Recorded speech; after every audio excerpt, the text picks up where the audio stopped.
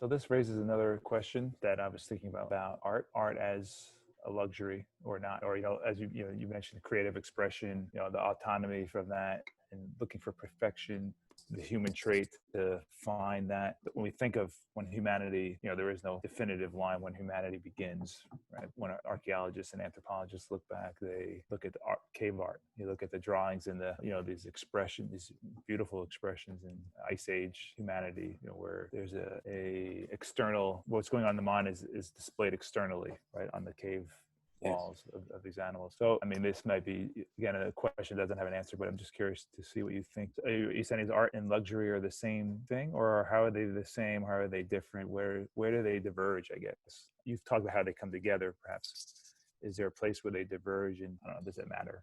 I think art and luxury are connected, but they are not the same thing. I think art does not look at the concept of things to be precious. Mm-hmm. I mean, you're using paint and you're using a piece of paper, right. And therefore, at the end, it can be very rare because there's only one. Yes, so you're not looking for some kind of preciousness. So there is this element that will be missing from art. And the connection, I think, that is very important between art and luxury. And to me, that is very, very important, is the individual who's behind the production of luxury. I believe more in luxury brands that are created by individuals than I believe in luxury brands that are created by corporations. The concept of marketing is much stronger than the concept of luxury, because the concept of luxury, to be true, has to be close to art.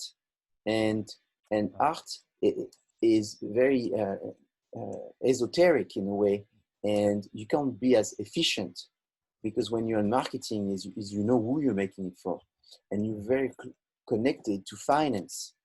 So I think when finance takes over luxury, this becomes less of an individualizedly made product. It becomes very much something that is made to fulfill the need of the dividends of a large group of people.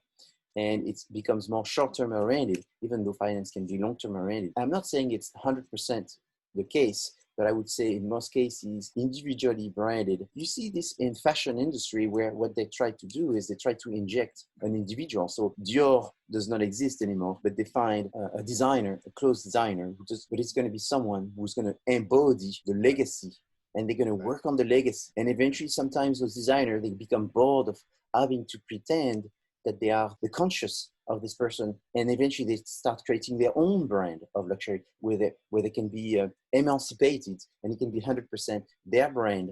And sometimes they succeed, and sometimes they succeed even better than the master that they were trying to be to start with. So I think that this is really, again, a fascinating but also a important topic to really parse out this intersection between marketing and luxury, art, and human expression and scarcity. All of these things are so intertwined and shouldn't be untangled, but also should be dissected. And it's important that we are talking about this now.